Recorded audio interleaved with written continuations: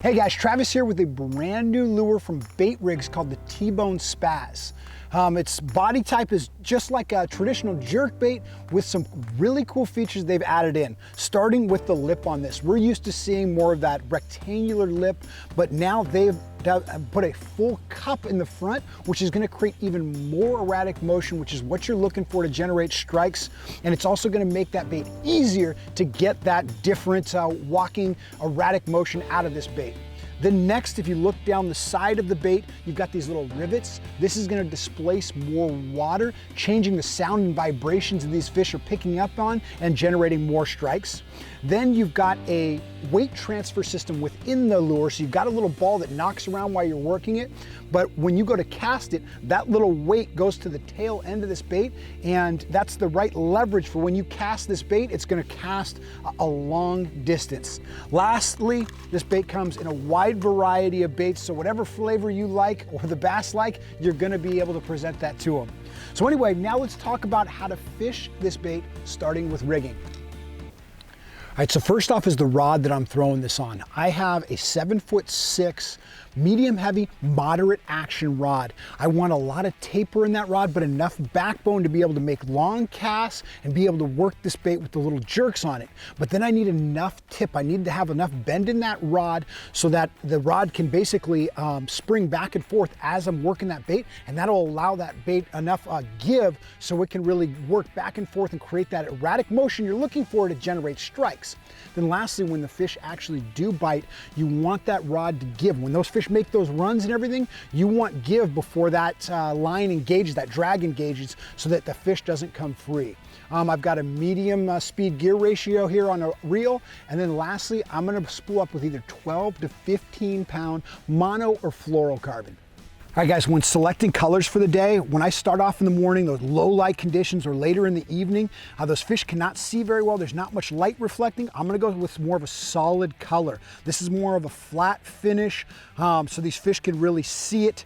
It really can, it doesn't need to reflect the water, it can actually just be seen and heard very well in that low light conditions. Once the sun comes up, if I'm fishing super clear water and it's semi-calm conditions, just a little gentle breeze, I'm gonna throw a little bit more transparent color like this, a real natural looking bait, because these fish can really see it from a long ways away.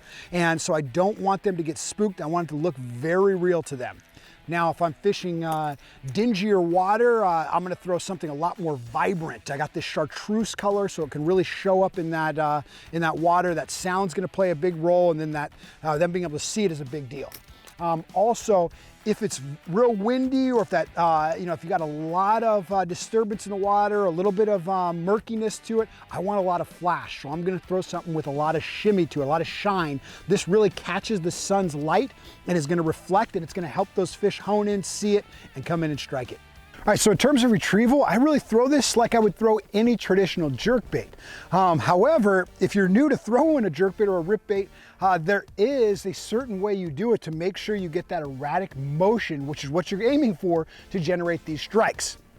So what you're gonna wanna do is you're gonna make as long a cast as you possibly can. So that's why having the right gear, which we just discussed, is very important, so you can really perform well on your casts. And then on semi-slack line. Now you want to cast it past your target, which we're going to talk about also here in just a second in location, but you cast past the target, and the first thing you do is reel down, 2 or 3 turns of that reel to get that bait down to your optimum depth, which would be about 4 or 5 feet. This bait really runs about 4 to 7 feet, depending on the size of the line and how far you cast it. Then next, on semi-slack line, so you want pretty tight line, you're gonna start jerking that bait. That's why the baits are called jerk baits. That's why this family of style baits is called jerk baits, is because you're jerking that bait.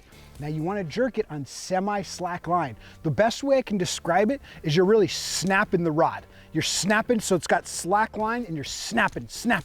And the reason being is is if you have a little bit of freedom in that line, when you snap it, that bait will pull forward, but then if you had just tight line, it would just pull forward, forward, forward. But instead, you have slack line, so it pulls forward and then has the freedom to dart. And that is what generates these strikes. That's what draws the fish in, and that's what's gonna get these fish actually biting this bait, is that erratic motion you're getting out of it. So and that's where this lip also plays a big key, is because it's gonna now dart side to side, diagonal, down, up, all over the place, really looking like a wounded, confused bait fish, and those bass will not be able to resist it. Now, there are some little nuances you throw in throughout the day to match the situations you're fishing. So once you get that cadence down of jerk, jerk, jerk, and that bait is darting all over the place, you're doing it on a nice semi-slack line, you'll be able to see it. I recommend practicing a couple times close to the boat so you can really see what motion you're trying to get out of that bait. Then add in some different little variables. A lot of times I'll do a jerk, jerk, pause, jerk, jerk, jerk, pause. And the pause can be 1 second to 3 seconds. Generally, you can even go longer if you want, but I like to do that 1 to 3 second range. And that's a lot of times gonna be where those fish are gonna actually hit the bait. That erratic motion gets their attention, and that pause gives me opportunity to strike. Another little trick I'll do is I'll jerk, jerk, jerk, and instead of pausing, on that pause, I'll just slowly reel in the slack, and what that's gonna get the bait to do is to still slowly be tracking. So you're seeing that bait dart, dart, dart, and then slowly track, dart, dart, track. And sometimes that's what's needed to get the fish going as well. But the reality is you've gotta mix it up throughout the day and figure out what the fish are responding to. If they're not heavy feeding, they don't want just a straight jerk, play with that pause. Sometimes they need that pause to come up from deeper water, or they're just sluggish fish, but the jerkbait will still work. You've just got to give them enough time to come get it. Anyway, guys, just as important of how you're retrieving it is where you're throwing it. So let's talk about some of my favorite areas to throw this little spaz in location. All right, guys, this bait is made to mimic bait fish. So you've got to fish the areas where bass are waiting to ambush bait. The most common areas are across main lake points, across some good secondary points, or in the back of some creek channels where bass are schooling up bait and really chasing them deep down in that gut of that creek channel. Also, any kind of seawall or banks where there's a little breeze pushing up are also excellent targets, and we'll talk about why in just a second. But first, the way to fish these locations is I like casting across, which we talked about in retrieval.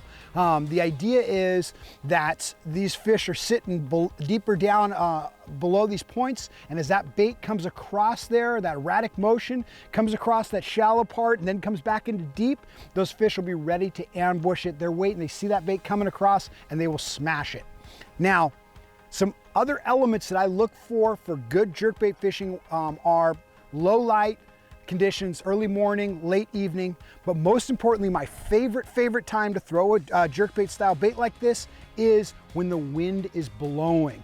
It can be frustrating. The wind can, we like that calm conditions, especially when we're starting off fishing, so we can really work baits thoroughly, so we can work that jig or that worm down there.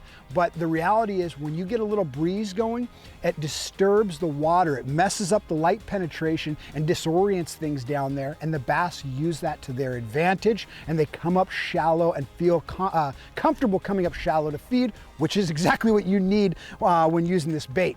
The other thing that happens when there's wind blowing is it blows those little plankton or microorganisms and things that those little bait fish feed on, it blows them up against the bank. So whether it's a seawall or whether it's just some random bank on the lake, if you've got the wind blowing against it, you've got a lot of food for these little bait fish. And the bass know this as well because they want to eat those bait fish. And those bait fish are feeding upwards, so the bass are going to be feeding upwards. So if you go to a wind-blown bank or a point that's got the wind blowing across it, you fire up shallow and you bring that bait into deeper water, those fish are going to be sitting just below whatever the little drop off there is. They're going to be sitting right there waiting for some unsuspecting bait fish to come out like this, and they are going to pound it. Hope that helps, guys. Anyway, bait rigs, brand new, T-Boned Spaz, I want to hear your thoughts on it. What color do you like? Have you caught any fish on it? Leave a comment below. Anyway, guys, I'm Travis Moran with Lucky Tackle Box, and I will catch you out on the water.